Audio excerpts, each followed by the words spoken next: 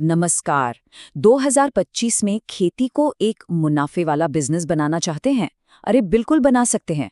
इस पूरी चर्चा में हम यही समझेंगे कि कैसे सरकारी मदद और कुछ स्मार्ट फैसलों से हम अपनी उपज और आमदनी दोनों को बढ़ा सकते हैं। देखिए, भारत में खेती सिर्फ एक पेशा नहीं है, ये हमारी विरासत है।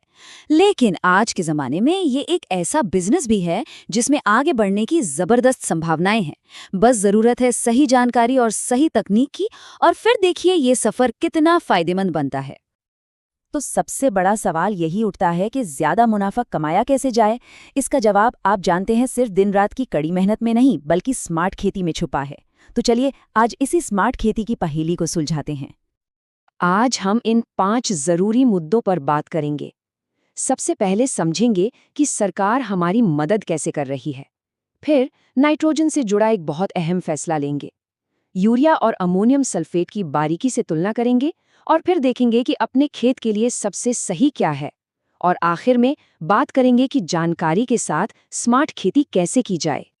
तो चलिए शुरू करते हैं उस नींव से जो सरकार ने हम किसानों की मदद के लिए तैयार की है। ये जानना बहुत ज़रूरी है कि हमारे लिए कौन-कौन सी सहायता उपलब्ध है और हम उसका फ़ायदा कैसे उठा सकते हैं। सरकार कई तरीकों से मदद कर रही है, जैसे पीएम किसान से सीधी आर्थिक मदद सीधे बैंक खाते में आती है। फसल बीमा योजना हमारे जोखिम को कम करती है।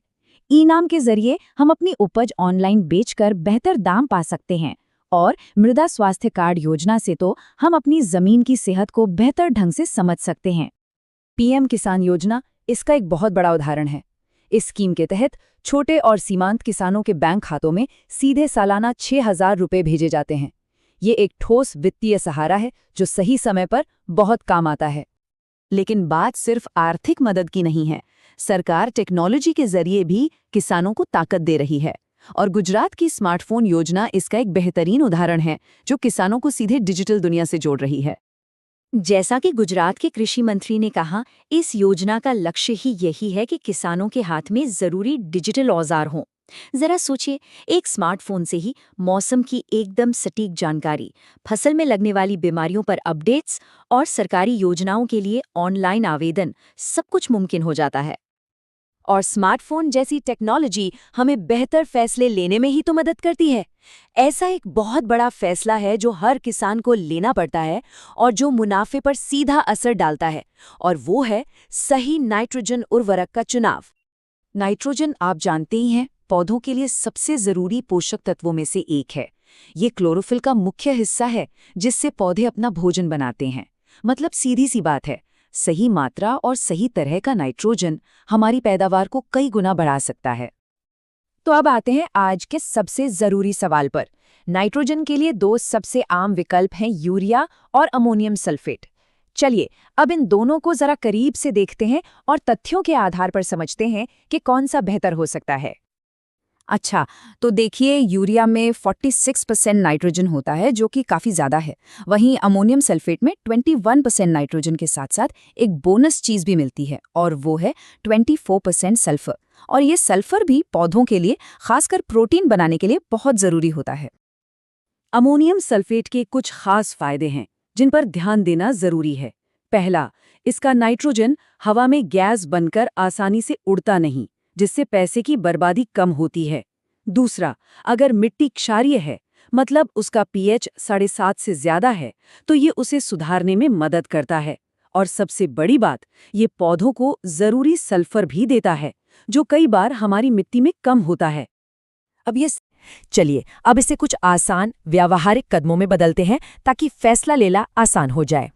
एक बात तो बिल्कुल साफ है, कोई एक उर्वरक हर खेत के लिए सबसे अच्छा नहीं हो सकता। सही चुनाव हमेशा मिट्टी की जांच, फसल की क्या जरूरत है और हमारा बजट क्या है, इन सब पर निर्भर करेगा। ये फैसला अंदाजे पर नहीं बल्कि डेटा पर आधारित होना चाहिए। तो ये रहा एक सरल 4 स्टेप का फॉर्मूला। स्टेप 1, सरकार की मृदा स्वास्थ्य कार्ड योजना का फायदा उठाएं और अपनी मिट्टी की रिपोर्ट लें। स्टेप 2, अपनी मिट्टी का पीएच जांचें। स्टेप 3, पता करें कि क्या आपकी फसल या मिट्टी को सल्फर की जरूरत है। और आखिर में स्टेप 4, इस सारी जानकारी के आधार पर एक सोचा समझा फैसला लें कि यूरिया चुनना है या अमोनियम सल्फेट। तो दोस्तों, हम इस विश्लेषण के अंत में आ गए हैं। और यहाँ सबसे बड़ा सबक यही है कि ज्ञान ही असली शक्ति है। आने वाला जमाना उन्हीं किसानों का है जो जानकारी के आधार पर सही निर्णय लेते हैं। याद रखें, खेती में सबसे बड़ी संपत्ति हमारी जमीन या ट्रैक्टर नहीं, बल्कि हमारा ज्ञान है। सही जानकारी के साथ हम कम लागत में ज्यादा उपज पा सकते हैं और खेती को एक कामयाब व्यवसाय बना सकते हैं। अगर आपको ये जानकारी उपयोगी लगी तो इसे लाइक और शेयर जरूर करें ताकि ये ज्यादा से ज्यादा किसान साथियों तक पहुंच सके। आपके मन में कोई सवाल है तो उन्हें नीचे कमेंट्स में जरूर पूछें। हमारे चैनल को सब्सक्राइब करें और उस घंटी वाले आइकन को भी दबा दें ताकि कोई भी जरूरी अपडेट आपसे छूट ना जाए। आपका साथ ही हमें आप सभी के लिए और भी बेहतर जानकारी लाने के लिए प्रेरित करेगा। धन्यवाद।